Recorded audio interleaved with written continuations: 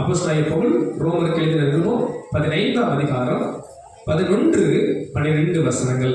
யாராவது ஒருவர் இந்த வேத பகுதியை சத்தமாக வாசிக்க அன்பாக கேட்கிறேன். மேலும் புறஜாதிகளே எல்லாரும் கர்த்தரை துதியுங்கள், ஜனங்களே எல்லாரும் அவரை புகழுங்கள் என்றும் சொல்லுகிறார்.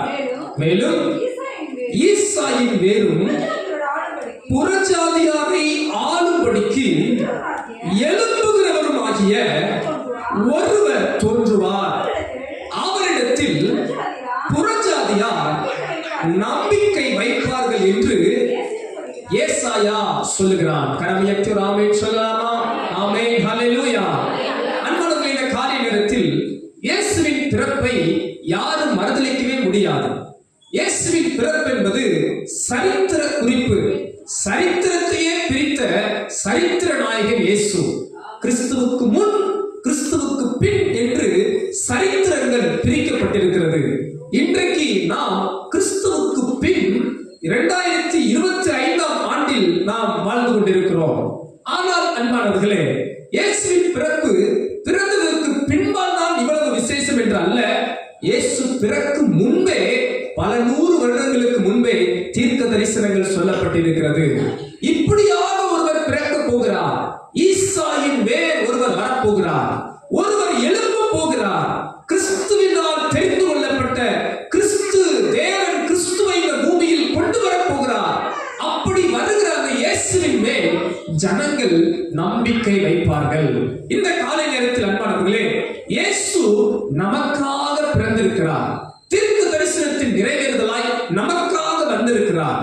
சகல ஜனங்களுக்காக இயேசு பிறந்திருக்கிறார். வேதம் சொல்லுகிற பிரகாரம் அவர் ஆபிரகாமின் குமாரன், தாவீதின் குமாரன், ராஜ வம்சத்தில் பிறந்தவர். இஸ்ரவேல் கோத்திரத்திலே அன்றைக்கு யூதர்கள் மத்தியிலே மேசியா வருவார் என்ற வாக்குத்தத்தம் உண்டு. அந்த வாக்குத்தத்தத்தின் நிறைவேறுதலாய் இயேசு தோன்றினார். இயேசு ஏதோ ஒரு குறிப்பிட்ட ஜனத்துக்கானவர் அல்ல, ஒரு குறிப்பிட்ட தேசத்துக்கானவர் அல்ல. முழு உலகத்திற்கும், சகல ஜனங்களுக்கும் இயேசு இரட்சகராய் இருக்கிறார். கரங்களை அசைத்து அல்லேலூயா சொல்லலாமா? அல்லேலூயா. இந்த கிறிஸ்துமஸ் நாளிலே இயேசுவின் பிறப்பு நமக்கு நம்பிக்கையை கொடுக்கிறது. வேதம் சொல்லுகிறது, புறஜாதியார் அவரிடத்தில் நம்பிக்கை வைப்பார்கள். நம்பிக்கை வைப்பார்கள்.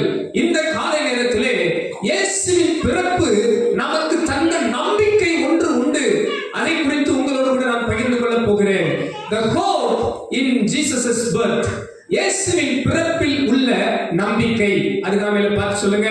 இந்த உலகம் நம்பிக்கை இல்லாமல் இருக்கலாம். இயேசு பிறந்ததால் நமக்கு ஒரு நம்பிக்கை உண்டு. ஹல்லேலூயா. எத்தனை ஆமென் சொல்றீங்க? இயேசுவின் பிறப்பில் வேதம் நமக்கு சில நம்பிக்கையை கொடுக்கிறது. இயேசு பிறந்ததால் நாம் சில நம்பிக்கை உடையவர்களாக இருக்கிறோம். அதை குறித்து ஒரு 3 காரியங்களை சுருக்கமாக உங்கள் முன் வைக்க போகிறேன். புறஜாதியார் அவர் மேல் நம்பிக்கை வைப்பார்கள். இயேசுவின் பிறப்பில் நமக்கு இருக்கிற நம்பிக்கை என்ன? முதல் நம்பிக்கை என்ன தெரியுமா? 1 யோவான் 4ஆம் அதிகாரம் 9-10 வசனங்களை பார்ப்போமானால், 1 யோவான் 4ஆம் அதிகாரம் 9-10 வசனங்கள். தம்முடைய ஒரே பேரான குமாரனாலே நாம் பிழைக்கும்படிக்கு தேவன் அவரை இவ்வுலகத்திலே அனுப்பினதினால் தேவன் நம்மேல் வைத்த அன்பு வெளிப்பட்டது.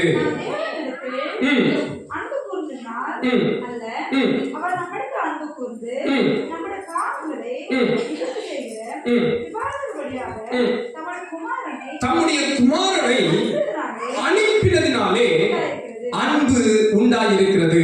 அன்பானவர்களே, முதலாவது ஒரு காரியம், இயேசுவின் பிறப்பில் உள்ள நம்பிக்கை என்ன என்று கேட்பீர்கள் என்றால், முதல் நம்பிக்கை என்ன தெரியுமா? The hope of God's love.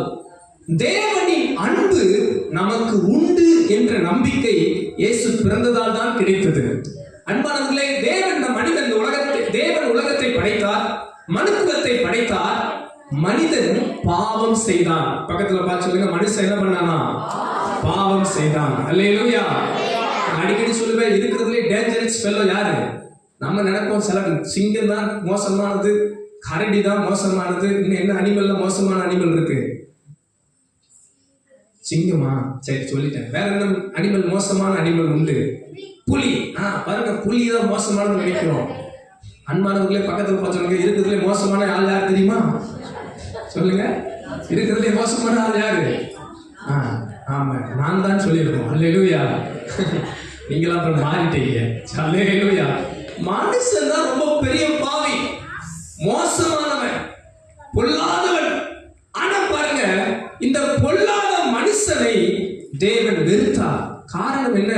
அவன் பாவம் செய்ததினால், பாவம் அவனுக்குள் வந்ததினால் தேவன் நேசத்துக்கு அவன் தூரமாகிவிட்டான். தேவனுக்கும் அவனுக்கும் பிரிவினை உண்டானது. ஆதாம் பாவம் செய்த போது ஏதேன் தோட்டத்தை விட்டு அவனை துரத்தி விட்டார். தேவ அன்புக்கு தூரமானார்கள். வேதம் சொல்கிறது, நாம் தூரமானோம், நாம் சத்துருக்களானோம், கர்த்தரை விட்டு தேவனை விட்டு பிரிந்து போனோம், மெய்யான தேவனை விட்டு பிரிந்து போனோம். மெய்யான தேவனுக்கு நமக்கும் உறவே இல்லாத போல் மாறிவிட்டது. தேவனை சந்திப்பது கூடாத காரியமானது, தேவனிடத்தில் வருவது கூடாத காரியமானது. ஆனா பாருங்க, இயேசுவின் பிறப்பு ஒன்றை வெளிப்படுத்துகிறது. தேவன் நம்மை அப்படியே வெறுத்து விடவில்லை, தேவன் நம்மை அப்படியே தள்ளிவிடவில்லை, தேவன் நம்மை ஒரு துரோகியாய் பார்க்கவில்லை. மாறாக நம்மீது அன்பு அவர் கூர்ந்தபடியால் சொந்த குமாரனாகிய இயேசுவையே இந்த பூமிக்கு தந்தார். கரங்களை தட்டி ஆண்டவருக்கு நன்றி சொல்லுவோமா? நன்றி, நன்றி, நன்றி, நன்றி. வேதம் சொல்கிறது, தம்முடைய ஒரே பேரான குமாரனை தந்ததால் தேவன் நம்மேல் வைத்த அன்பு வெளிப்பட்டது. அன்பானவர்களே, உங்களுக்கும் எனக்கு ஒரு நம்பிக்கை உண்டு. ஆண்டவர் உங்களை நேசிக்கிறார். ரொம்ப சிம்பிள், அதுதான். கையை பிடிச்சு சொல்லுங்க, பக்கத்துல உங்களை பார்த்து சொல்லுங்க, தேவன் உங்களை நேசிக்கிறார். ஹல்லேலூயா. உங்களை யார் நேசிக்கிறாங்களோ இல்லையோ, உங்களை உண்டாக்கின, உங்களை சிருஷ்டித்த, இந்த வானத்தையும் பூமியும் படைத்த தேவன் உங்களை நேசிக்கிறார். ஹல்லேலூயா. பையன் கவனிக்கல, மருமக கவனிக்கலன்னா கலக்காதீங்க. பக்கத்து வீட்டுக்காரங்க என்னை பார்க்கல, அவங்க என்னை பார்க்கல, பெற்றோர் என்னை கவனிக்கல, கூட பிறந்தவங்க என்னை மறந்துட்டாங்க. Don't care about that. உங்களுக்கு ஒரு நல்ல செய்தி சொல்றேன், தேவன் உங்களை நேசிக்கிறார். மனுஷன் மாறுவார், உலகத்தில் இருக்கிற மனிதர்கள் மாறுகிறவர்கள், மாயை. வேதம் சொல்கிறது, நாசியில சுவாசம் உள்ள மனுஷரை நம்புவதை விட்டுவிடுங்கள். ஆனால் மாறாத தேவன் உங்கள் மேல் அன்பு கூறுகிறதா இருக்கிறார். அந்த அன்பை வெளிப்படுத்தினார். வேதம் சொல்கிறது, குமாரனே தந்தார். அல்லேலூயா. வேதம் சொல்கிறது, தேவன் தம்முடைய ஒரே பேரான குமாரனை விசுவாசிக்கிறவன் எவனோ அவன் கெட்டு போகாமல் நித்திய ஜீவனை அடையும்படி அவரை தந்தருளி இவ்வளவாய் உலகத்தில் அன்பு கூர்ந்தார். அன்பானவர்களே, உங்களை நேசிக்க நல்ல சிநேகிதர் இல்லாமல் இருக்கலாம், நல்ல உறவுகள் இல்லாமல் இருக்கலாம், பணக்காரர்கள் இல்லாமல் இருக்கலாம், நீங்கள் எதிர்பார்க்கிறவர்கள் இல்லாமல் இருக்கலாம். உங்களுக்கு ஒரு நல்ல செய்தி எப்போது சொல்ல நான் வாஞ்சிக்கிறேன். தேவன் உங்களை எப்போது நேசிக்கிறார். தேவன் உங்களை எப்போது நேசிக்கிறார். நீங்கள் நல்லவர்கள் என்பதால் அல்ல, நீங்கள் நீதிமான்கள் என்பதால் அல்ல, நாம் பாவிகளாய் இருக்கும் போதே தேவன் நம்மை நேசிக்கிறார். உடனே நீங்க நினைக்கலாம், நான் ரொம்ப மோசமான ஆளுங்க, நான் பாவி, என் வாழ்க்கையை பற்றி உங்களுக்கு தெரியாது, மறைமுகமான அந்தரங்கமான பாவங்கள் நான் அநேகம் பண்ணியிருக்கிறேன். Still he is love you. இப்போது கூட 2 கரம் நீட்டி ஆண்டவர் உங்களை அழைக்கிறார். மகனே, மகளே, நான் உன்னை நேசித்துக் கொண்டே இருக்கிறேன். உன் மீது வைத்த அன்பினாலே தன் சொந்த குமாரனை பலியாக தந்தார், பாவ பலியாக தந்தார். உங்களை வாழ வைக்கும்படி, உங்களை ஆசீர்வதிக்கும்படி, உங்களை மீட்டுக் கொள்ளும்படி, உங்களோடு கூட உறவு கொள்ளும்படி இயேசுவையே தந்து அன்பை வெளிப்படுத்தினார். நமக்கு ஒரு நம்பிக்கை உண்டு, என்னை நேசிக்கிற ஒரு தேவன் இருக்கிறார். ஹல்லேலூயா. இயேசுவின் பிறப்பில் தேவதூதர்கள் தோன்றி சொன்ன காரியம் என்ன தெரியுமா? உன்னதத்திலே மகிமை, பூமியிலே சமாதானம், மனுஷர் மேல் பிரியம் உண்டாவதாக. காரணம் என்ன? தூரமா இருந்தவர்களை இப்போது தேவன் இயேசுவினாலே சமீபமாக்கினார். தேவனோடு கூட நெருங்கும்படி, தேவனோடு கூட உறவாடும்படி, அவருடைய அன்பிலே மகிழும்படி ஒரு நம்பிக்கை நமக்கு உண்டானது. கரங்களை அசைத்து அல்லேலூயா சொல்லலாமா? அல்லேலூயா, அல்லேலூயா. அன்புக்காக இந்த உலகம் இயங்குதுங்க. உங்களுக்கு எனக்கு ஒரு நல்ல செய்தி உண்டு. என் கடவுள் என் மேல அன்பா இருக்கிறார், என் மேல அன்புள்ள தேவனா இருக்கிறார், என்னை நேசிச்சிருக்கிறாருங்க. அதனாலதான் ஜீவனை கொடுக்கத்தக்கதாக தனது சொந்த குமாரனாகிய இயேசுவை அனுப்பினார், இரட்சகராய் அனுப்பினார், நம்மை மீட்கும்படி அனுப்பினார், நம்மை ஆசீர்வதிக்கும்படி அனுப்பினார். அவர் நமது கரம் பிடித்து அவர் நம்மை ஆசீர்வதிக்க போதுமான தேவனாய் இருக்கிறார். வேதம் சொல்லுகிறது, பிதாவாகிய தேவன் சொந்த குமாரனையே கொடுப்பார், ஆனால் மற்ற எல்லாவற்றையும் அருளாதிருப்பது எப்படி? இந்த காரியத்தில் எனக்கு அது இல்லை இது இல்லை நீங்க கலங்கி கொண்டிருக்கலாம். எனக்கு பணம் இல்லை, சுகம் இல்லை, எனக்கு அந்த கஷ்டம் இந்த கஷ்டம் என்று பல காரியங்களை நினைத்து மனதில் சிந்தித்துக் கொண்டிருக்கலாம். ஆண்டவர் சொல்லுகிறார், சொந்த குமாரனையே உனக்காக தந்திருக்கிறேன். என்னை விசுவாசிக்கும் போது மற்ற எல்லாவற்றையும் நான் அருளாதிருப்பது எப்படி? உங்கள் பலவீனங்கள் மாறும், சுகவீனங்கள் மாறும், குறைவுகள் நிறைவாகும். இயேசு பிறப்பே அதிசயம். உங்கள் வாழ்வில் அதிசயங்களை செய்யத்தக்க ஒரு தேவன் உங்கள் மேல் அன்பு கூறுகிறார். கரங்களை தட்டி ஒரு அல்லேலூயா சொல்லலாமா? ஹல்லேலூயா, ஹல்லேலூயா. இயேசுவின் பிறப்பு நமக்கு சொல்லுகிற நம்பிக்கை என்ன? தேவன் என் மேல் அன்பா இருக்கிறார். ஆமென். எத்தனை பேர் விசுவாசிக்கிறீங்க? நீங்க பொல்லாதவங்களா இருந்தாலும் சொல்லுங்க, தேவன் என் மேல் எப்படிதான் இருக்கிறார்? அன்பாதான் இருக்கிறார். நம்ம செய்யற பாவத்தை தான் வெறுக்கிறார். பாவியான மனுஷன் அவர் வெறுக்கிற தேவன் அல்ல. ஏனென்றால் நீங்களும் நானும் தேவ சாயலில் படைக்கப்பட்டிருக்கிறோம். நீங்களும் நானும் அவருடைய மகிமையை வெளிப்படுத்தும்படி இந்த பூமியில் வந்திருக்கிறோம். உங்களை அவர் வெறுக்கல. நீங்க செய்யற பாவம் தான் ஆண்டவருக்கு பிடிக்காம இருக்கு. நம்ம செய்யற அக்கிரமங்கள் தான் அவருக்கு பிடிக்காம இருக்கு. நாம் அவரிடத்தில் வருவோம், ஆனால் நமது பாவங்களை அவர் மாற்ற அவர் வல்லவராய் இருக்கிறார். ஹல்லேலூயா. அப்ப நமக்கு இருக்கிற முதல் நம்பிக்கை என்ன? தேவன் என் மீது எப்படி இருக்கிறார்? அன்பா இருக்கிறார். ஹல்லேலூயா. பாருங்க, சிலர் பாருங்க, இந்த கசப்பான ஆட்கள் பாத்தீங்கன்னா கசப்பு கடத்திக்கிட்டே இருப்பாங்க. அதிகமா சிலர் சண்டை போடுறதை பார்த்துருக்கிறீங்களா? அதிகமா பாருங்க, சிலர் கோபமாவே இருப்பாங்க, பார்த்துருக்கிறீங்களா? ஏன் தெரியுமா? அவங்க சந்திச்சதெல்லாம் அப்படிப்பட்ட சூழல் தான். அவங்க ஒரு வீட்டுல, அவங்க வேலை பார்க்குற இடத்துல, இல்ல அவங்க எங்கேயாவது ஒரு இடத்துக்கு போறாங்கன்னா அவங்களுக்கு வர்றதுலாம் சண்டை வந்துகிட்டே இருந்தா இவங்க எப்படி மாறிடுவாங்க? சண்டை போடுற ஆளாவே இருப்பாங்க, கோபப்படுற ஆளாவே இருப்பாங்க, சேட்டை பண்ற ஆளாவே இருப்பாங்க. ஏன்னா இவங்களுக்கு வந்ததெல்லாம் அந்த தொல்லைதான். அதனால அப்படியே மாறிடுவாங்க. இந்த காலையில நமக்கு ஒரு நல்ல செய்தி உண்டு. நாம் ஆண்டவரால் ரொம்ப நேசிக்கப்படுறோம். அதனால நம்ம எல்லாரையும் நேசிப்போம். எத்தனை பேர் ஆமென் சொல்றீங்க? தேவன் நம்ம ரொம்ப அன்பு வச்சிருக்கிறார். நீங்கள் நானும் எப்படி இருக்கணும்? அன்பாவே இருக்கணும். பக்கத்துல பார்த்து நம்ம அன்பாவே இருக்கணும்.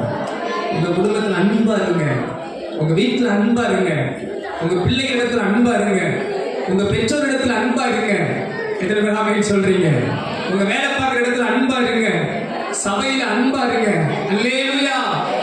அன்புதான் பிரதானம். விசுவாசம், நம்பிக்கை, அன்பு, மூன்று இருக்கிறது. இவைகளில் அன்பே பெரியது. சொல்லுங்க, அன்பே பெரியது. தேவன் நம் மீது வைத்த அன்பை பிறருக்கு காண்பிப்போம். ஆண்டவரை அறியாதவர்களுக்கு காண்பிப்போம். இந்த உலகத்துக்கு காண்பிப்போம். அன்பை வெளிப்படுத்த தேவன் இன்றைக்கு நம்மை வைத்திருக்கிறார். ஹல்லேலூயா. எத்தனை பேர் ஆமென் சொல்றீங்க? முதலாவது ஒரு நம்பிக்கை நமக்கு உண்டு. நான் பாவியோ நீதிமானோ, என் மீது அன்பு கூறுகிற ஒரு தேவன் எனக்கு இருக்கிறார். அந்த அன்பு எப்படி வெளிப்பட்டது? குமாரனை இந்த பூமிக்கு அனுப்பி அது வெளிப்படுத்தினது. ஒரு ஆமென் சொல்லலாமா? இரண்டாவது ஒரு காரியம், இயேசுவின் பிறப்பில் நமக்கு உண்டான நம்பிக்கை. மத்தேயு 1ஆம் அதிகாரம் 21ஆம் வசனத்தை வாசிப்பீர்கள் என்றால், அவள் ஒரு குமாரனை பெறுவாள், அவருக்கு இயேசு என்று பெயரிடுவாயாக, ஏனெனில் அவர் தமது ஜனங்களின் பாவங்களை நீக்கி அவர்களை ரட்சிப்பார் என்றார். ஒரு ஆமென் சொல்லலாமா? ஹல்லேலூயா. இரண்டாவது, இயேசுவின் பிறப்பில் நமக்கு என்ன நம்பிக்கை உண்டு? விடுதலை உண்டு என்ற நம்பிக்கை உண்டு. விடுதலை உண்டு. The hope of deliverance, the hope of salvation. விடுதலை உண்டு என்கிற நம்பிக்கை இயேசுவின் பிறப்பினால் நமக்கு கிடைத்தது. வேதம் சொல்கிறது, இயேசு என்றால் என்ன அர்த்தமா? தமது ஜனங்களின் பாவங்களை நீக்கி ரட்சிக்கிறார். அவர் வந்ததே விடுவிக்க, ரட்சிக்க, காப்பாற்ற, தூக்கி எடுக்க, விடுதலை நாயகனாகவே இந்த பூமிக்கு வந்தார். மீட்பை கொடுக்கும்படியே வந்தார். சகல ஜனங்களையும் கட்டவிழ்க்கும்படியே வந்தார். கட்டுண்டவர்களை விடுதலையாக்க வந்தார். இயேசுவின் பிறப்பே விடுதலை தருவதற்கு வந்தது. பக்கத்தில் பார்த்து, உங்களுக்கு விடுதலை உண்டு. உங்களுக்கு என்ன உண்டு? விடுதலை உண்டு. ஹல்லேலூயா. நீங்க எந்த இடத்திலும் கட்டப்பட்டிருப்பது தேவ நோக்கம் அல்ல. சில பாருங்க, சில வித பாவத்திலிருந்து விடவே முடியாதுன்னு சொல்லுவாங்க. சில பாவம், சில பொல்லாத காரியம் உங்களுக்கு தெரியுமா? நம்மை அறியாமே சில கட்டுகள் நமது வாழ்வில் இருக்கு. பாவ கட்டுகள், சாப கட்டுகள், பொல்லாத கட்டுகள், நமது வாழ்வில் இருக்கிற எல்லா கட்டுகளையும் அழிக்கவே இயேசு வந்தார். பாருங்க, பிசாசால் ஒரு சகோதரி கட்டப்பட்டிருந்தார். இயேசு வந்து அந்த சகோதரியை விடுதலையாக்கினார். இவளை பிசாசானவன் கட்டி வைத்திருந்தான். இன்றைக்கு இயேசு வந்தபோது அங்கே ஒரு விடுதலை வந்தது. அல்லேலூயா. இயேசுவின் பிறப்பிலே நமக்கு ஒரு நம்பிக்கை உண்டு அன்பானவர்களே. என்ன நம்பிக்கை தெரியுமா? எனக்கு விடுதலை உண்டு, என் பாவத்திலிருந்து எனக்கு விடுதலை உண்டு. இந்த உலக மனிதர்கள் பாவம் போக என்னென்னமோ செய்கிறார்கள். எத்தனையோ தான தர்மங்களை கொடுக்கிறார்கள், எத்தனையோ லட்சங்களை செலவு பண்ணுகிறார்கள், எங்கெங்கேயோ எப்படியோ பிரயாசப்படுகிறார்கள். சிலர் தங்கள் ரத்தங்களை கூட சிந்திக் கொள்கிறார்கள், தங்களுடைய சரீரங்களை கீறிக் கொள்கிறார்கள். ஏன் சில இடங்களிலே மூட நம்பிக்கைகள் பெருத்திருக்கிற இடங்களிலே நரபலிகளை கொடுக்கிறார்கள், உயிர்களை கொடுக்கிறார்கள். என்ன காரணம்? இந்த பாவத்து மோட்சம், பாவத்திலிருந்து விடுதலைக்கு என்ன செய்வது என்று தெரியாமல் என்னென்னமோ செய்கிறார்கள். ஆனால் இயேசு பிறந்த உடனே நமக்கு ஒரு நம்பிக்கை வந்து விட்டது. என்ன நம்பிக்கை தெரியுமா? நீங்கள் நானும் ஒன்று விலைக்கரையும் கொடுக்க தேவையில்லை. அவர் வந்த நோக்கமே பாவத்திலிருந்து நம்மை விடுவிக்கும்படியே வந்தார். ஹல்லேலூயா. பக்கத்தில் பார்த்து சொல்லுங்க, உங்களுக்கு நம்பிக்கை இருக்கு பிரதர் சிஸ்டர். பாவத்திலிருந்து ஒரு விடுதலை உண்டு. ஹல்லேலூயா, ஹல்லேலூயா. என்னால முடியலே கலங்காதீங்க, என் பாவம் போகுமான்னு கலங்காதீங்க. இயேசு மண்டை வாருங்கள். வருத்தப்பட்டு பாரம் சுமக்கிறவர்களே என்னிடத்தில் வாருங்கள், இளைப்பாறுதல் தருவேன் என்று வாக்குரைத்திருக்கிறார். இயேசு கிட்ட வந்தீங்கன்னா உங்க கட்டுகள் தானாய் அவிழ்ந்து விடும். பாருங்க, ஒரு நெருப்பு பக்கத்துல எந்த நூல் நிற்க முடியுமா? ஒரு சாதாரண காகிதம், பேப்பர் இருக்க முடியுமா? அக்கினி மயமான தேவனுக்கு முன்பாக பாவங்களும் சாபங்களும் உங்களை விட்டு அகற்று போகும். பிசாசின் வல்லமைகள் இருக்க முடியாது. இயேசு இருக்கிற இடத்துல விடுதலை உண்டாகும். அல்லேலூயா. எத்தனை பேர் விசுவாசிக்கிறீங்க? இயேசு வண்டை வந்து பாருங்கள். விடுதலை நாயகன் இயேசு விடுவிக்க வல்லவராய் இருக்கிறார். இயேசு ஊழியத்துக்கு சென்று கொண்டிருந்த போது ஒரு பெரும்பாலுள்ள ஸ்திரீ, வேதம் அந்த ஸ்திரீயை குறித்து சொல்லுகிறது, அவள் அநேக வைத்தியர்களால் கைவிடப்பட்டவள், பணமெல்லாம் செலவழிந்து போனது, காப்பாற்ற யாருமே இல்லை. அப்படிப்பட்ட நேரம் இவளுக்கு ஒரு விசுவாசம், இயேசுவின் வஸ்திரத்தை தொட்டால் போதும், ஓரத்தை தொட்டால் போதும். தயங்கிக் கொண்டு, தடுமாறிக்கொண்டு, கலங்கிக் கொண்டு அவள் தயங்கி தயங்கி போய் கூட்ட நெரிசலிலே எப்படியோ இயேசுவின் வஸ்திரத்தை தொட்டுவிட்டார். பாருங்கள், அந்த வினாடி இயேசுவின் வஸ்திரத்திலிருந்து ஒரு வல்லமை புறப்பட்டு அந்த சகோதரி வாழ்விலே இருந்த பல பாடுகள், வேதனைகள், மனக்கவலைகள், எத்தனை புலம்பல்கள் எல்லாம் ஒரே வினாடியில் ஆண்டவர் இயேசு விடுதலை கொடுத்தார். கரங்களை தட்டி ஆண்டவரை மகிமைப்படுத்தலாமா? ஹல்லேலூயா. நான் விசுவாசிக்கிறேன், இந்த காலை நேரத்தில் அதே ஜீவனுள்ள இயேசு நம்மத்தில் உலாவிக் கொண்டிருக்கிறார். வேதம் சொல்லுகிறது, அவர் நன்மை செய்கிறவராகவே சுற்றி திரிந்தார், பிசாசின் வல்லமையில் அகப்பட்டவர்களை விடுதலையாக்குகிறவராகவே இருந்தார். இன்றைக்கு உங்களுக்கு என்ன விடுதலை தேவை என்று எனக்கு தெரியாது, எந்த சூழ்நிலையில் நீங்கள் விடுதலை வேண்டும் என்று காத்திருக்கிறீர்கள் என்று எனக்கு தெரியாது. ஆனால் ஒன்று மட்டும் எனக்கு தெரியும், விடுதலை நாயகன் இயேசு இன்று ஜீவனோடு இருக்கிறார், நம்மத்தில் இருக்கிறார், நம்மத்தில் உலாவிக் கொண்டிருக்கிறார். உங்கள் வாழ்வில் விடுதலை நிச்சயம், விடுதலை உறுதி, விடுதலை தருகிற இயேசு இருக்கிறார். கரங்களை சேர்த்து அல்லேலூயா சொல்லலாமா? ஹல்லேலூயா.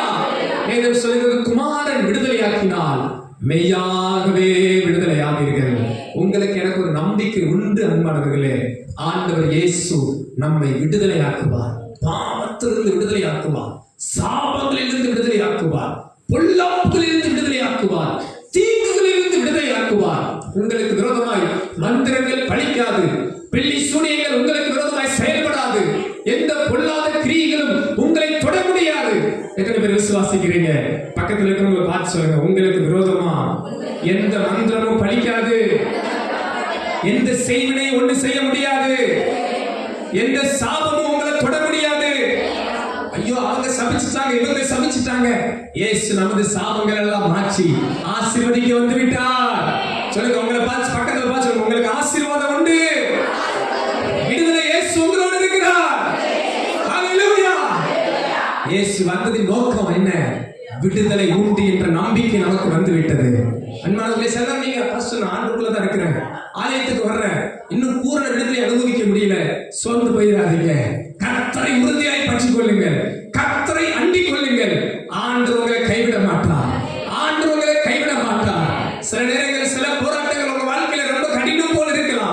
நான் தாழ்மையா விசுவாசத்தோடு சொல்கிறேன், இயேசு ஜீவனுள்ள தேவன், அவர் வார்த்தை சத்தியமுள்ள வார்த்தை.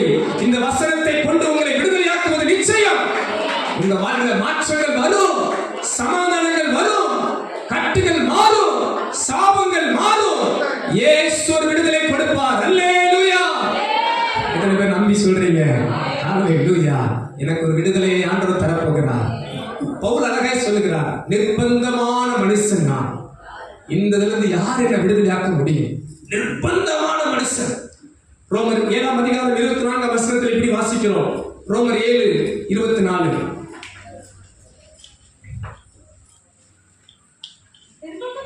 நிர்பந்தமான மனுஷன் நான். இந்த மரண சரீரத்திலிருந்து யார் என்னை விடுதலையாக்குவார்? மீண்டும் வாசிக்க பார்க்கலாம். நிர்பந்தமான மனுஷன் நான். இந்த மரண சரீரத்திலிருந்து யார் என்னை விடுதலையாக்குவார்? பாருங்க, ஒருவேளை நீங்க நினைக்கலாம், யார் என்னை விடுதலையாக்க முடியும்? யார் என்னை காப்பாற்ற முடியும்? யார் இந்த சூழ்நிலையை மாற்ற முடியும்? ரோமர் 8 அதிகாரம் 2 வசனம் சொல்லுகிறது, கிறிஸ்து இயேசுவினாலே என்னை பாவம் மரணம் என்பதிலிருந்து விடுதலை ஆக்கிற்று. கரம் உயர்த்தி அல்லேலூயா சொல்லுங்க பார்க்கலாம். கிறிஸ்துவினாலே எனக்கு ஒரு விடுதலை உண்டுங்க. கிறிஸ்துவினாலே பாவத்திலிருந்தும், கிறிஸ்துவினாலே சாபங்களில் இருந்தும், கிறிஸ்துவினாலே போராட்டங்களில் இருந்தும் எனக்கு விடுதலை உண்டு. அருகாமல் இருக்கவங்களை பார்த்து சொல்லுங்க, கிறிஸ்துவினாலே உங்களுக்கு விடுதலை உண்டு, பாவ மன்னிப்பு உண்டு. ஹல்லேலூயா. நீங்கள் ஆசீர்வாதமாகவே இருப்பீர்கள். எத்தனை பேர் ஆமென் சொல்றீங்க? கையோதி சொல்லுங்க, இயேசு என்னை ஆசீர்வதிப்பார், என்னை விடுதலையாக்குவார், என் பாவத்திலிருந்து என்னை விடுதலையாக்குவார். சில நேரம் பாருங்க, பாவ மன்னிப்பே நம்ம நினைச்சுக்கிட்டு இருப்போம். தாழ்மையா சொல்றோம், உங்க வாழ்க்கையே ஆண்டவர் மாத்த போறேன். பக்கத்துல இருக்க பசங்க, உங்க வாழ்க்கையே ஆண்டவர் மாத்த போறேன். வேதம் சொல்லுகிறது, எந்த மனுஷனையும் பிரகாசிப்பிக்கிற மெய்யான ஒளி இயேசு. எந்த மனுஷனையும் பிரகாசிப்பிக்கிற மெய்யான ஒளி இயேசு. உங்க வாழ்க்கையவே ஆண்டவர் மாற்றி விடுவார். இந்த காலை நேரத்துல இயேசுவின் பிறப்பில் இந்த நம்பிக்கை நமக்கு உண்டு. என்ன நம்பிக்கை தெரியுமா? நமக்கு விடுதலை உண்டு என்கிற நம்பிக்கை. அன்பானவர்களே, உங்களை எந்த கட்டுகளும் கட்டி வைக்க முடியாது, எந்த பாவங்களும் உங்களை ஆளுகை செய்ய முடியாது. ஒருவேளை நீங்க இப்ப விழுந்திருக்கலாம், இப்ப பாவம் செஞ்சிருக்கலாம், அது உங்களை ஜெயிக்க முடியாது. கிறிஸ்து இயேசுவுக்குள் பாவம் உங்களை மேற்கொள்ளாது. பாவத்திலிருந்து நீங்கள் விடுதலையாக்கப்படுவீர்கள். வேதம் சொல்லுகிறது, பாவிகளை ரட்சிக்கவே இயேசு வந்தார். இது உண்மையான வார்த்தை. அன்பானவர்களே, பாவிகளை ரட்சிக்கவே இயேசு வந்தார். நம்மை ரட்சிக்கவே வந்திருக்கிறார். கவலைப்படாதீங்க, உங்களுக்கு ரட்சிப்பு உண்டு, விடுதலை உண்டு. அல்லேலூயா. இது நம்ம சொல்ல, உலக மனிதர்களே சொல்லிக் கொண்டிருக்கிறார்கள்.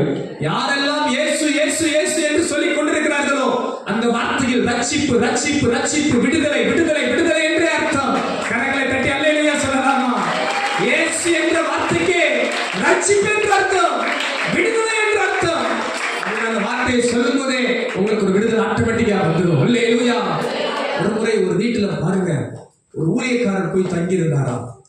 அப்ப தங்கி இருக்கும் போது ரைட்டு ஒரு அம்மாவுக்கு, அந்த வீட்டுல இருந்த அம்மாவுக்கு பிசாசு பிடிச்சிருச்சு. பிசாசு பிடிச்சிருச்சுனையும் அலறுது, அது கூப்பாடு போடுது. நான் போயிடுறேன் போயிடுறேன் போயிடுறேன்னு சொல்லுது. என்னடா இந்த பாஸ்டர் ஒன்றும் புரியல. வந்து பார்த்தா என்ன இப்படி போயிடுறேன் போயிடுறேன்னு சொல்லுது. இல்ல, இந்த அம்மா சும்மா சும்மா ஏசி ஏசி ஏசின்னு சொல்லுது. இதுக்கு மேல இந்த அம்மா கிட்ட எல்லாம் என்னால இருக்க முடியாது. பாருங்க, அந்த அம்மா ரட்சிக்கப்படாத அம்மா. ஆனா அந்த பாருங்க, அந்த அம்மா இயேசுன்ற வார்த்தையை கேட்டிருக்கு. அந்த அம்மா இயேசு இயேசு சொல்லிக்கிட்டே இருந்துச்சு. பாருங்க, பிசாசால அந்த அம்மா மேல இருக்க முடியல, அந்த குடும்பத்தை கெடுக்க முடியல, அந்த குடும்பத்தை அழிக்க முடியல. இவர் ஒன்றும் ஜெபம் பண்ணல, ஒன்றும் பண்ணல. இவர் சொன்ன வார்த்தைக்கு இவருக்கு சாக்காயிடுச்சு. ஆகா, இயேசு சொன்னா ஆட்டோமேட்டிக்கா ஓடுது. இயேசு நாமத்தில் ஓடி போ அப்படின்னு பிசாசு என்ன பண்ணிட்டான்? ஓடியே போயிட்டு. அல்லேலூயா. இயேசுவின் நாமம் நமக்கு ஒரு விடுதலை தருகிறது. இயேசு பிறப்பிலே ஒரு நம்பிக்கை உண்டு.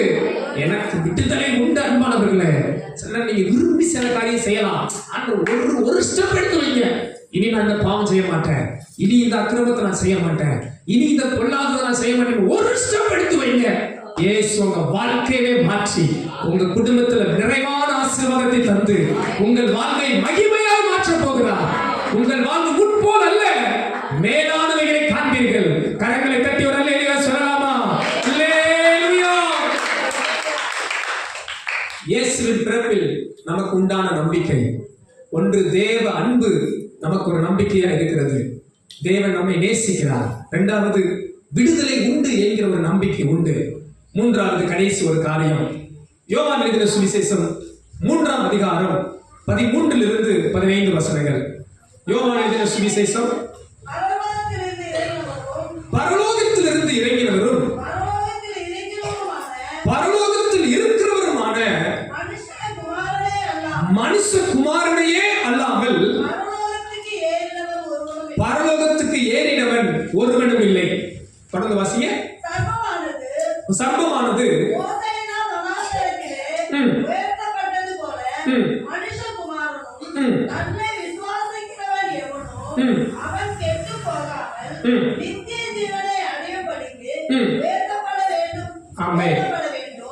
போதுமானது. அருளாளர்களே, யோவான் 3ஆம் அதிகாரம் 13ஆம் வசனத்தில் வாசித்தோம், பரலோகத்தில் இருந்து இறங்கினவரும் பரலோகத்துக்கு ஏறினவருமான மனுஷகுமாரன். இந்த இயேசு பாருங்கள், அவர் பரலோகத்திலிருந்து இறங்கினவரா? வேதம் சொல்லுகிறது, இவர் மண்ணுக்குரியவர் அல்ல, விண்ணுக்குரியவர். நாம் எல்லாரும் பூமிக்குரியவர்கள். நாம் எல்லாரும் மனுஷ பிறப்பிலிருந்து வந்தவர்கள். அநேக விஞ்ஞானிகள் கண்டுபிடித்திருக்கிறார்கள். கிட்டத்தட்ட நமது எத்தனையோ கண்டங்கள் உண்டு, எத்தனையோ ஜனத்தொகை, கோடி கோடி ஜனம் உண்டு. ஆனால் எல்லா விஞ்ஞானிகளுடைய கண்டுபிடிப்பு பாருங்கள், நம் எல்லா மனுஷ ஜனமும் ஒரே ரத்தத்துல தான் வந்திருக்கான். வேதம் சொல்லுகிறது, மனுஷனை ஒரே ரத்தத்தினாலே கர்த்தர் தோற்றம் பண்ணியிருக்கிறாரா? எல்லா விஞ்ஞானிகள் கண்டுபிடித்து சொல்லுகிறார்கள், நமக்கு எத்தனை ஜனம், சுமார் 700-800 கோடி மக்கள் இருந்தாலும் ஆரம்பம் ஒரு பெற்றோரில் இருந்துதான் மொத்த மனுக்குலமும் உண்டானதான். பல 100 ஆண்டுகள் கடந்து கடந்து கடந்து கண்டங்கள் பிரிந்து, தேசங்கள் பிரிந்து, நிறங்கள் மாறி, ஒவ்வொரு இடத்தின் கால சூழல்கள் மாறி, ஒவ்வொருடைய சரீர உருவங்கள், அளவுகள் மாறி வித்தியாசப்பட்டிருக்குமே ஒழிய ஆரம்பம் ஒரே பெற்றோரிலிருந்து வந்தது. அதுவும் நாம் இந்த மண்ணுக்குரியவர்கள், இந்த பூமியிலிருந்து வந்தவர்கள். பார்க்கிறோம், இந்த மண்ணிலிருந்து எடுக்கப்பட்ட நாம் மண்ணுக்கே திரும்புகிறோம். இந்த பூமியில் நமது சரீரம் ஒரு நாள் வாழ்வை முடிக்கும் போது இந்த மண்ணோடு மண்ணாக போய்விடுகிறது. ஆனால் பாருங்கள், இயேசு அப்படிப்பட்டவர் அல்ல. இயேசு மண்ணிலிருந்து வந்தவர் அல்ல, பூமிக்குரியவர் அல்ல. இயேசுவை குறித்து வேதம் சொல்கிறது, அவர் வானத்துக்குரியவர், அவர் பரலோகத்திலிருந்து வந்தவர். அன்பானவர்களே, கன்னி மரியின் வயிற்றில் பிறந்தார். உலக மனிதர்கள் பிறப்பு போல இயேசுவின் பிறப்பு அல்ல. ஒரு கணவன் மனைவிக்கு உண்டான உலக பிரகாரமான பிறப்பிலே ஒரு குழந்தை பிறப்பது போல இயேசு பிறக்கவில்லை. வேதம் சொல்லுகிறது, மரியாள் புருஷரை அறியாத போது, திருமணம் முடிக்காத போதே இந்த மரியாளின் வயிற்றிலே தேவ ஆவியினால் இயேசு உன்னதத்தில் இருந்து, பரத்தில் இருந்து, வானத்தில் இருந்து, பரலோகத்தில் இருந்து மனு உருவெடுத்து அவதரித்தார். கரங்களை அசைத்து அல்லேலூயா சொல்லலாம். அல்லேலூயா. பக்கத்துல பார்த்து சொல்லுங்க, நம்ம எல்லாம் பூமிக்குரிய ஆளு, ஆண்டவர் மட்டும்தான் பரலோகத்துக்குரியவர். அல்லேலூயா. ஆமென். நீங்க யாராவது பரலோகம் பார்த்திருக்கிறீங்களா? யாராவது பரலோகம் பார்த்திருக்கிறீங்களா? சிலர் சொல்லுவாங்க, கனவுல பார்த்தோம், பரலோகம் போனோம், பாயசம் குடிச்சோம், ஐஸ்கிரீம் சாப்பிட்டோம், என்னென்னமோ சொல்லுவாங்க. அதெல்லாம் நம்ப முடியுதுன்னு எனக்கு தெரியாது. ஆனா நீங்கள் நானும் ஒண்ணு நம்பலாம். எதை நம்பலாம் தெரியுமா? இயேசு பரலோகத்திலிருந்து வந்தார். அப்ப இந்த இயேசுவின் பிறப்பு நமக்கு ஒரு நம்பிக்கை தருகிறது. என்ன நம்பிக்கை தெரியுமா? The hope of heaven. நமக்கு பரலோக நிச்சயத்தின் நம்பிக்கையை இயேசுவின் பிறப்பு நமக்கு கற்றுக் கொடுக்கிறது. எத்தனை பேர் ஆமென் சொல்றீங்க? அல்லேலூயா. நீங்களும் நானும் பார்க்கல, பரலோகத்தை பார்க்கல, அடுத்து நமக்கு தேவன் வைத்திருக்கிற நித்திய வாழ்வை குறித்து பார்க்கல. ஆனா இயேசு அங்கிருந்து வந்ததுனால அங்க நம்மை கூட்டி போவார் என்ற நம்பிக்கை நமக்கு உண்டு. எத்தனை பேர் விசுவாசிக்கிறீங்க? அல்லேலூயா. ஒருவேளை நம்ம அமெரிக்காவை பார்க்காம இருந்திருக்கலாம். ஒரு ஆள் அமெரிக்கா வந்து வாங்க, நான் அமெரிக்காவிலிருந்து வந்திருக்கிறேன், உங்களை கூட்டிட்டு போறேன்னு என்ன பண்ணலாம்? நம்பி அவர் கூட போகலாம். ஏன்னா இவர் யாரு? அமெரிக்காவிலிருந்து வந்திருக்கிறாரு. இவர் எங்க வந்திருக்கிறாரு? அமெரிக்காவில் வந்திருக்கிறாரு. ஆளு பார்க்க வெள்ளையா இருக்கிறாரு. அப்ப என்ன இருக்கு? அமெரிக்காவில் ஒரு ஊர் இருக்கு. என்ன பண்ணிக்கலாம்? கூட போனா கூட்டிட்டு போயிடுவாரு சொல்லி என்ன பண்ணிடுவோம்? போயிடலாம் மாட்டீங்களா? எதுக்கு பஸ் அமெரிக்கா போய்கிட்டு இருக்கிற ஊரே போதும் அப்படின்னு நினைக்கிறீங்களோ? சரி, அமெரிக்கா போயிட்டு வரலாம் அப்படின்னு நினைச்சு என்ன பண்ணுவோம்? அங்கிருந்து வந்திருக்கிறாரு, நம்ம பார்க்கல. அந்த ஊரை குறித்து நமக்கு எதுவும் தெரியாது, சட்டங்கள் தெரியாது, அங்க என்ன பண்றதுன்னு தெரியாது. ஆனா அங்க ஒருத்தர் வந்திருக்கிறாருங்க, அதனால அவர் கூட சேர்ந்து நம்ம போயிடலாம்னு நம்பி போவோம். அது போலதான் இயேசுவின் பிறப்பு இவ்வுலகத்தில் உண்டானதல்ல. பிலாத்து வந்து கேட்கிறான், நீ ராஜாவா? இயேசுவை கொலை செய்ய எல்லாரும் இருக்கிறார்கள், எல்லாரும் உண்மை ராஜா என்று சொல்லுகிறார்களே, நீ உண்மையாக சொல்லும், ராஜாவா? ஆம், நான் ராஜா தான். ஆனா என் ராஜ்யம் எங்க இல்லப்பா, என் ராஜ்யம் அங்க இருக்கு. நான் ஒரு வார்த்தை சொன்ன கோடான கோடி தூதர்கள் கூட வர முடியும். அவர் அழிவில்லாத நித்திய ராஜ்யத்தை நமக்காக வைத்திருக்கிறார். ஹல்லேலூயா. இயேசு இப்பூமியில் உண்டானவர் அல்ல, உன்னதத்திலிருந்து இறங்கி வந்தவர், பரலோகத்திலிருந்து இறங்கி வந்தவர். நித்தியத்தை கொடுக்கும்படி, நித்திய ஜீவனை கொடுக்கும்படி வானத்திலிருந்து இறங்கி வந்திருக்கிறார். கரங்களை அசைத்து அல்லேலூயா சொல்லலாமா? ஹல்லேலூயா. அப்ப உங்களுக்கு எனக்கு ஒரு நம்பிக்கை உண்டு. என்ன நம்பிக்கை தெரியுமா? இந்த பூமியில விட்டு நம்ம போகும்போது நித்தியம் ஒன்று நமக்கு இருக்குங்க, பரலோகம் ஒன்று நமக்கு இருக்குங்க. நாம் நம்புகிற ஆண்டவர் நம்மை அவரோடு கூட கூட்டி சேர்த்துக் கொள்வார். ஹல்லேலூயா. இயேசு அழகாய் சொன்னார். யோவான் எழுதின சுவிசேஷம் 6ஆம் அதிகாரம் 51ஆம் வசனம். யோவான் எழுதின சுவிசேஷம் 6:51. நானே வானத்திலிருந்து இறங்கின ஜீவாப்பம், இந்த அப்பத்தை புசிக்கிறவன் என்றென்றைக்கும் பிழைப்பான். நான் கொடுக்கும் அப்பம் உலகத்தின் ஜீவனுக்காக நான் கொடுக்கும் என் மாம்சமே என்றார். இயேசு அழகாய் சொன்னார், நான் வானத்திலிருந்து இறங்கின ஜீவ அப்பம். சொல்லுங்க, இயேசு ஜீவ அப்பம். வானத்திலிருந்து இறங்கிட்டார். எதுக்கு இறங்கினாரா? நமக்கு ஜீவன் கொடுக்கும்படி அவர் ஜீவனையே தந்துவிட்டார். அன்பானவர்களே, இந்த காலை நேரத்துல இங்க இருக்கிற எல்லாரையும் உற்சாகப்படுத்துறேன். உங்களுக்கு எனக்கு ஒரு நம்பிக்கை உண்டு, பரலோக நம்பிக்கை உண்டு. நம்ம பார்க்கலங்க, நம்ம பார்க்கல. சில எத்தனையோ கதைகளை சொல்லுவாங்க, எத்தனையோ தரிசனங்களை சொல்லலாம்.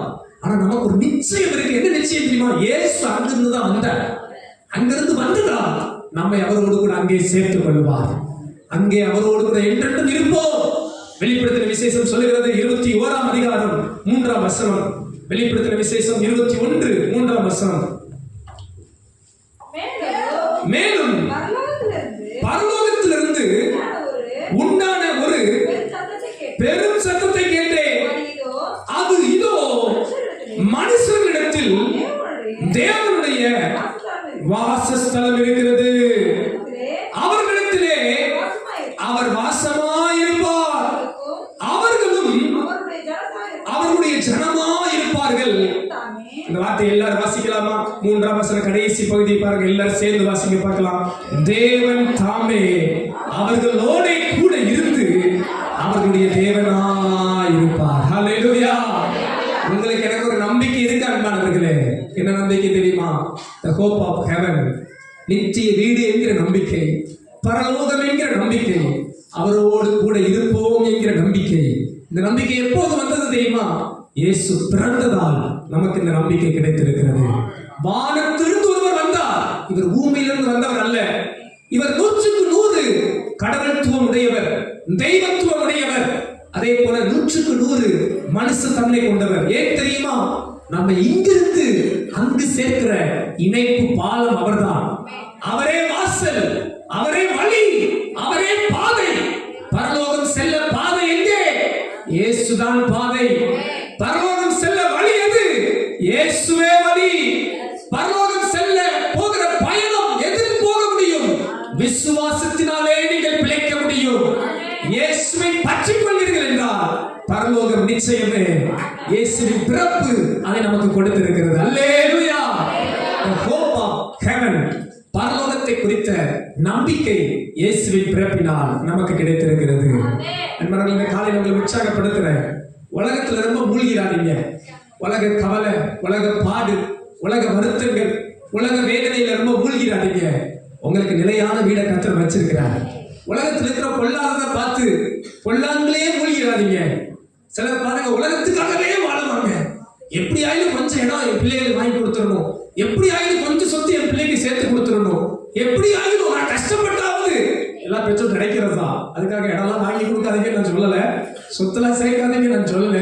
ஆனா அதுதான் வாழ்க்கை நினைச்சிடாதீங்க, அதுதான் எதிர்காலம் நினைச்சிடாதீங்க.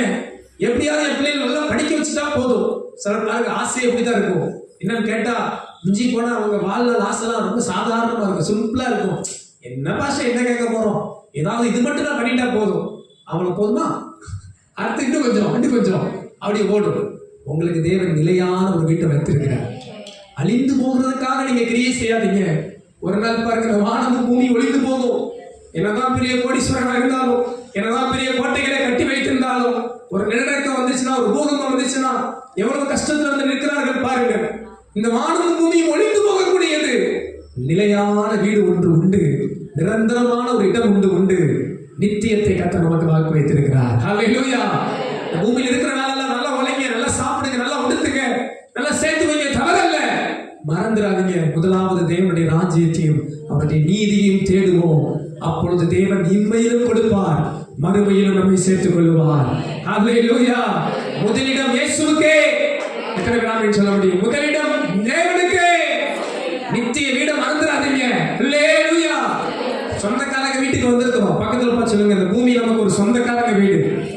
சொல்ல மாட்டீங்களே, போக மனசு இருக்காது இந்த பூமியை விட்டு. பக்கத்துல பார்த்து சொல்லுங்க, இந்த பூமி எப்படியா? சொந்தக்காரங்க வீடு. சொல்லுங்க, எப்படி வீடு? சொந்தக்காரங்க வீடு. இங்க ரொம்ப நாள் தங்கிக்கிட்டு படுத்துக்கிட்டு சாப்பிட்டுட்டுலாம் இருக்க முடியாது. விருந்து மறந்து எத்தனை நாளைக்கு? இதெல்லாம் நல்லா தெரிஞ்சிருக்கிறாங்க. அப்ப நாடாளர் பூமியில ஆண்டு நமக்கு 3 நாள் வைக்கல, கொஞ்சம் கூட வச்சுட்டார். வசனம் சொல்றது 70 பலத்தின் மிகுதியா 80. சில 100 அடிச்சிடுறாங்க. சோத்திரம். அப்படிப்பட்ட நல்லவர்களுக்காக சோத்திரம். நல்லா 100 ஆண்டு அடிச்சிடுறாங்க. பரவாயில்ல, 100 ஆண்டுனாலும் சொந்தக்காரங்க வீடுதான். நம்முடைய குடியிருப்போ பரலோகத்தில் உண்டு. அல்லேலூயா. சில இயற்பியல் விஞ்ஞானி சொல்றாரு ஒருத்தர், இன்னும் 100 வருஷத்துல இந்த உலகம் அழிஞ்சிருக்கிறார். கண்டிப்பா நானா பாக்குறதுக்கு இருக்க மாட்டேன், நீங்களே இருந்து பார்த்துட்டு வாங்க. எப்படி அழியுதுன்னு வந்து மேல வந்து எனக்கு சொல்லிருங்க, தெரியுங்களா? இந்த 100 வருஷத்துல என்ன பண்ணிருமா இந்த உலகம் அழிஞ்சிருன்றாங்க. உண்மையா பொய்யான்னு தெரியல. ஒருவேளை ஆண்டு வருடம் தாமதிச்சு, இன்னும் 1000 வருஷம் கூட இருக்கட்டும், 1 லட்சம் வருஷம் கூட இருக்கட்டுமே. ஆனா பாருங்க, என்று ஒரு நாள் நிச்சயம் இந்த பூமி நிலையானது அல்ல. ஆனா நமக்கு ஒரு நிலையான நகரம் உண்டு, நிலையான வாசஸ்தலம் உண்டு, நித்திய வீடு உண்டு. அது பரலோகத்தில் நமக்கு ஆண்டவர் வைத்திருக்கிறார். இந்த நம்பிக்கையை கொடுத்தவர் யார் தெரியுமா? வானத்திலிருந்து வந்தவர், அங்கிருந்து வந்தவர். அங்கிருந்து அவர் வந்ததுனாலதான் அங்க ஒரு இடம் இருக்கு என்று நாம் அறிந்து கொண்டோம். நாம் அங்கே செல்லுவோம். அழிவுள்ள இது அழியாமை சுதந்திரிக்கிற ஒரு நாள் வரும். சாவுக்கு ஏதுவான இது சாவாமை சுதந்திரிக்கிற ஒரு காலம் வரும். இயேசு அதுக்கு நமக்கு முன்னோடியா இருக்கிறார். ஹல்லேலூயா. இயேசுவின் பிறப்பு நமக்கு கொடுக்கிற நம்பிக்கை என்ன? தேவன் நம்ம மேல் அன்பா இருக்கிறார் என்ற நம்பிக்கையை கொடுத்திருக்கிறார். இயேசு நமக்கு கொடுத்த நம்பிக்கை என்ன? அவர் பிறப்பு நமக்கு கொடுக்கிற நம்பிக்கை என்ன? ஒரு விடுதலை நமக்கு உண்டு என்ற நம்பிக்கையை கர்த்தர் நமக்கு கொடுத்திருக்கிறார். கடைசி ஒரு காரியம், இயேசு நமக்கு கொடுத்த நம்பிக்கை என்ன? இயேசுவின் பிறப்பு, the hope of heaven, நித்திய நம்பிக்கையை நமக்கு ஆண்டவர் கொடுத்திருக்கிறார். இந்த காலை நேரத்தில் உங்களை உற்சாகப்படுத்துகிறேன். உங்களை நேசிக்க ஒரு தேவன் இருக்கிறார். உங்க மேல ரொம்ப அன்பு கூறுகிறார். அவர் அன்பு கூறுகிறார். நோ மேட்டர் நீங்க எப்படிப்பட்டவர்களா இருந்தாலும், நீங்க எப்படிப்பட்ட பின்னணியத்தில் இருந்தாலும், நீங்க எப்படிப்பட்ட சூழ்நிலையில் இருந்தாலும், இன்றும் ஆண்டவருடைய கரம் உங்களை அன்போடு அணைத்துக் கொண்டே இருக்கிறது. ஆண்டவர் உங்களை விடுதலையாக விரும்புகிறார். நீங்க இயேசு கிட்ட வந்தீங்கன்னா இன்றைக்கு உங்களுக்கு ஒரு விடுதலை உண்டு. உங்க வாழ்க்கை ஒரு மாற்றமுள்ள வாழ்வாய் மாறும். 3வது ஒரு காரியம், நம்புங்க, பரலோகம் ஒன்று உண்டுங்க. பரலோகம் ஒன்று உண்டு, நித்திய வீடு ஒன்று உண்டு. அங்கிருந்து வந்தவர் தான் சொல்லியிருக்கிறார். அதை நான் நம்பலாம். நீங்க அங்கிருந்து வந்தவர் சொல்லியிருக்கிறார். நம்புங்க, உங்க வாழ்வை கர்த்தர் ஆசீர்வதிக்க வல்லவராக இருக்கிறார். ஹல்லேலூயா. உலகத்திலே கவலைப்பட்டு மூழ்கி கலங்கிறாதீங்க. ஆண்டவர் உங்களை நிச்சயமாகவே ஆசீர்வதிப்பார். ஹல்லேலூயா. ஆனா பாருங்களேன், இன்னும் மனசுனால இயேசுவின் பிறப்பின் தெய்வத்தன்மையை புரிந்து கொள்ள ரொம்ப கஷ்டமா இருக்கும். அது எப்படிங்க கடவுள் இப்படி மனுஷனானா? அது எப்படிங்க கடவுள் மனுஷனா பிறக்க முடியும்? சிறு பிள்ளைகளுக்கு இந்த கதையை சொல்வது வழக்கம். இன்றைக்கு இந்த சின்ன ஸ்டோரி உங்களுக்காக சொல்லி நான் நிறைவா ஜெபிக்க விரும்புகிறேன். எப்படி கடவுள் மனுஷனா இருக்க முடியும்? நாம் கடவுள் அல்ல. அவருடைய அனந்த ஞானமும் அவருடைய அனந்த வல்லமைக்கும் நாம் ஒரு காலமும் நிகராக முடியாது. மறைவானவைகள் தேவனுக்கே உரியது. ஆனாலும் ஒரு சிறு கதையின் மூலமாக தேவன் மனிதனாய் மாறி இருக்க எவ்வளவு நிச்சயமான வாய்ப்பு உண்டு என்பதை சொல்ல இந்த சிறு கதை நமக்கு உதவும் என்று நான் விசுவாசிக்கிறேன். ஒரு முறை ஒரு தேசத்திலே ஒரு பெரிய ராஜா இருந்தார். அந்த ராஜா ரொம்ப அன்பான ராஜா, எல்லா ஜனங்களையும் நேசிக்கிற ராஜா, எல்லா ஜீவராசிகள் மீதும் அன்பு கூறுகிற ராஜா. தன் ஜனங்கள் ஒருவரும் அழிந்து போகக்கூடாது, துன்பப்படக்கூடாது என்று மிகுந்த அன்பு செலுத்துகிற அந்த ராஜா தன் நாட்டில் இருக்கிற எல்லாரையும் நேசித்து பாதுகாத்து வந்தார். எல்லா மக்கள், ஜீவராசிகள், எல்லாவித மிருக ஜீவன்களையும் கூட பாதுகாத்து வந்தார். இந்த ராஜா அன்பான ராஜா என்று சொன்னேன். அதே போல இவர் சக்தியுள்ள ராஜா, வல்லமையுள்ள ராஜா. இவரால் எந்த ஒரு சக்தியான காரியமும் செய்ய முடியும், அற்புதமான காரியமும் செய்ய முடியும். அப்படிப்பட்ட வல்லமை இவருக்கு உண்டு. ஒரு நாள் இவர் தன் தேசத்தை சுற்றி பார்க்க குதிரைகளை எடுத்துக்கொண்டு சுற்றி வருகிறார். இப்படி தன் தேச ஜனங்களை எல்லாம் பார்த்துவிட்டு காட்டுகளுக்கு எல்லாம் போய் கொண்டு வரும்போது இவர் குதிரை ஓட்டி வருகிற அந்த வேகத்திலே கீழே இருந்த சில எறும்பு கூட்டங்கள் சிதறி ஓடின. இந்த சத்தத்துக்கும் அதிர்ச்சிக்கும் இந்த எறும்பு கூட்டங்களால் தாங்க முடியவில்லை. இந்த எறும்பு கூட்டங்கள் சிதறி ஓடிக்கொண்டிருந்தன. இந்த ராஜா அந்த எறும்பை பார்த்து சொன்னார், எறும்பே எறும்பே, நீ பயப்படாத, நீ ஓடாத, உன்னையும் நான் நேசிக்கிறேன், உனக்கு நான் சாப்பாடு கொடுப்பேன், என் தேசத்துல உன்னையும் நான் காப்பாற்றுவேன், உன்னை அற்பமா சொல்ல நினைக்கலாம், நான் அப்படி நினைக்க மாட்டேன், உன்னை நான் பாதுகாப்பேன் என்று எவ்வளவு சொல்லி பார்த்தார். ஆனா இந்த சத்தம் இந்த எறும்புகளுக்கு போய் சேரவில்லை. இவர் பேசின வார்த்தைகள் இந்த எறும்புகளுக்கு புரியாததாகவே இருந்தது. மீண்டும் அந்த எறும்புகள் பயந்து கொண்டுதான் இருந்தது, ஓடிக்கொண்டுதான் இருந்தது, கலங்கி கொண்டுதான் இருந்தது. எப்படி இந்த எறும்புக்கு புரிய வைப்பது, எப்படி இந்த எறும்புக்கு என்னுடைய நேசத்தை, நான் கொடுக்கிற ஆசீர்வாதத்தை, நான் தருகிற நன்மையை புரிய வைப்பது என்று யோசித்த போது இந்த ராஜா ஒரு முடிவெடுத்தார். நானும் எறும்பாகவே மாறிவிடுகிறேன். ஒருவேளை நான் அவர்களில் ஒருவராய் போய் அவர்களுக்கு என் அன்பை சொல்லுவேன் ஆனால், அவர்களுக்கு நான் வழியை காட்டுவேன் ஆனால், அவர்களுக்கு நான் சத்தியத்தை சொல்லுவேன் ஆனால் அவர்கள் புரிந்து கொள்ளக்கூடும் என்று இந்த சக்தியுள்ள ராஜா, வல்லமையுள்ள ராஜா எறும்பாகவே மாறினார். எறும்பாகவே வந்து இப்போது சொல்கிறார், நான் தான் உங்கள் ராஜா, உங்களை காப்பாற்ற, உங்களை பாதுகாக்க, உங்களை அழிக்காமல் ஆபத்திலிருந்து காக்க உங்களுக்காக நான் இருக்கிறேன் என்று வாக்குரைத்தார். அன்பானவர்களே, இந்த கதை உங்களுக்கு புரிந்திருக்கும் என்று நினைக்கிறேன். உங்களுக்காகவும் எனக்காகவும் ஒருவர் வந்தார், உங்களுக்காகவும் எனக்காகவும் ஒருவர் பிறந்தார். அவர்தான் இயேசு, அவர்தான் இயேசு, அவர்தான் இயேசு. அவருக்கு நிகரானவர் யாரும் இல்லை, அவருக்கு ஒப்பானவர் யாரும் இல்லை. அவர் நம்மோடு கூட என்றென்றும் இருப்பார். இயேசுவின் பிறப்பு நமக்கு ஒரு நம்பிக்கை தந்தது. அவர் நம்ம மேல் வைத்த அன்பு, அவர் நமக்கு கொடுத்த விடுதலை, அவர் நமக்கு வைத்திருக்கிற நித்திய ஆசீர்வாதம். அப்படி கண்களை மூடி ஜெபம் பண்ணுவோமா?